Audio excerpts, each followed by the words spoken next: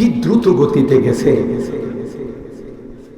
কই যে ইয়াদাউ হাফিরাহু ইনদা মুনতাহা তারফি, যেখানে দৃষ্টি শক্তি শেষ ওখানে যায় বোরাকে একটা কদম ফেলায়। কি দৃষ্টি, কি রফতার ছিল, কি দ্রুত ছিল, কি গতি। রফতার কা আলম ক্যা হোগা, গুফতার কা আলম ক্যা হোগা। সরাসরি আল্লাহর হাবিব আল্লাহর সঙ্গে ওই দিন কথা বলছে, কিন্তু দেখেন, দেখার শক্তি আল্লাহ দেখবেন তো কিয়ামতের ময়দানে। কথা বলেন ঠিক কিনা? सुनते हैं अरब के दर पर अनवार की बारिश होती है। अरे मदीना तय्यबार मধ্যে নূরের বৃষ্টি হয়। সুবহানাল্লাহ। জোরে কিসের বৃষ্টি হয়? রহমতের বৃষ্টি হয়, নূরের বৃষ্টি হয়। ওখানে আমার নবী, আপনার নবী রহমতে আলম আল্লাহ হাবিব ওখানে শুয়ে আছে। সুবহানাল্লাহ। জোরে বলেন। তিনি ওখানে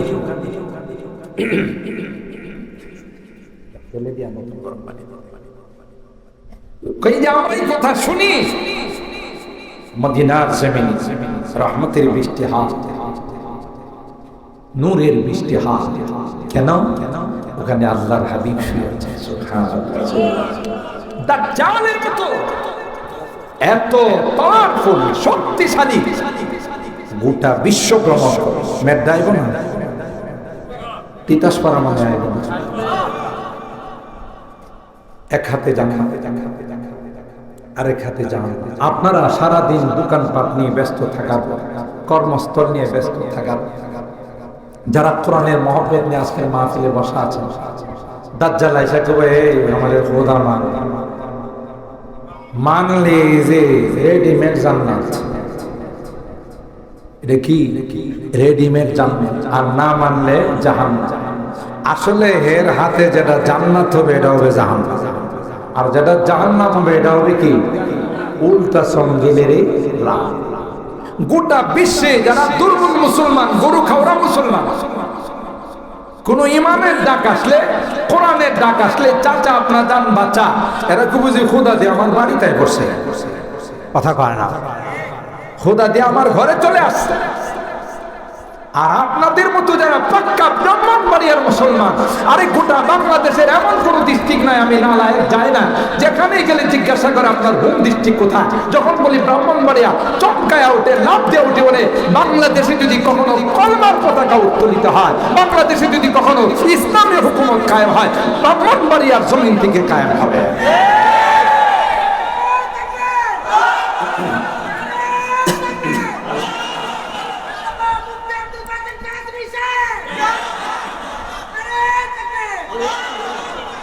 এদেশের মানুষ, এই ব্রাহ্মণবাড়িয়ার মানুষ বারবার দিনের জন্য নজরানা পেশ করেছে। কথা বলেন ঠিক কিনা? ফতোয়ার সময় নজরানা পেশ করেছে, ইবাদতের সময় নজরানা পেশ করেছে। কখনো যদি এই দাজ্জালের চালারা আসে, বাতিল তাদের প্রতিরোধ করার জন্য আমার এই যুবকরা প্রস্তুত আছে। কথা বলেন ঠিক কিনা? ব্রাহ্মণবাড়িয়ার মাটিতে শুয়ে আছেন ফখরে বাংলা। কি নাম? ফখরে, কি নাম? ফখরে বাংলা। শুধু ব্রাহ্মণবাড়িয়ার অহংকার নয়, গোটা বাংলাদেশের যিনি অহংকার ছিলেন। কথা বলেন ঠিক কিনা?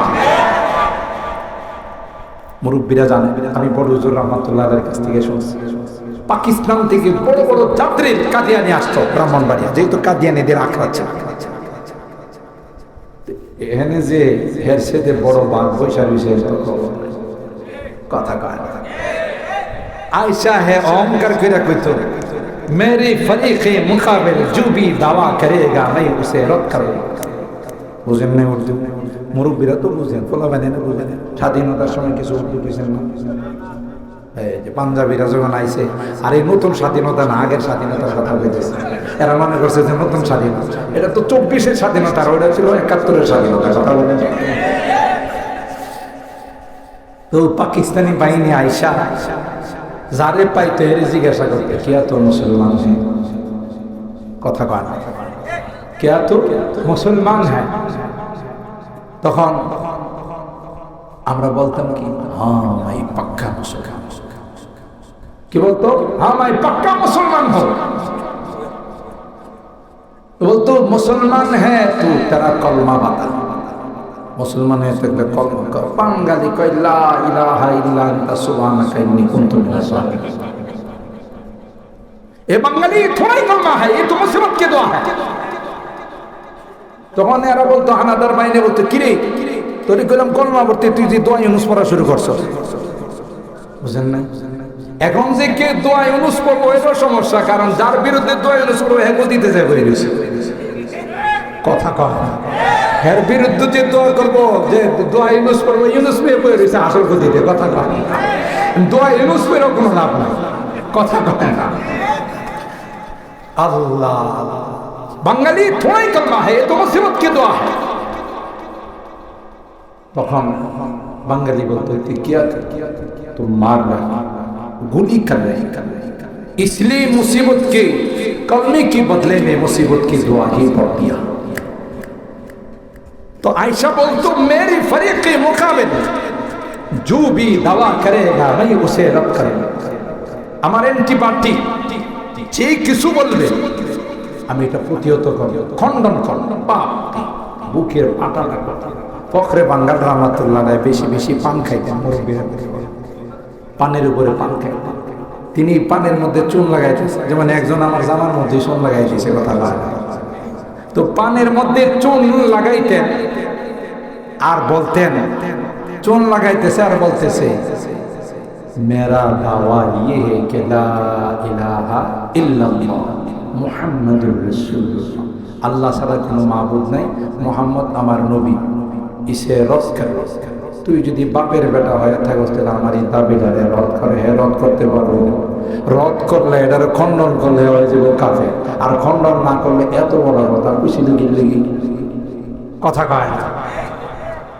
তো যে জমিনে হযরত ফখরে বাঙ্গাল শুয়ে আছেন, মুফতি আজম মুফতি নুরুল্লাহ রাহিমাহুল্লাহ শুয়ে আছেন, রাইসুল মুফাসসিরিন শুয়ে আছেন, যেই জমিনে আল্লামা সিরাজি শুয়ে আছেন, হযরতুল আজম আল্লামা রহমাতুল্লাহ সাহেব শুয়ে আছেন, কথা বলেন ঠিক কিনা? এই জমিনে কেউ কি শয়তানি রাজত্ব কায়েম করতে পারবে? শয়তানি রাজত্ব কায়েম করতে চাইলে পরে লাইট মাইরও তারে পাওয়া যাবে, ঠিক কিনা বলেন?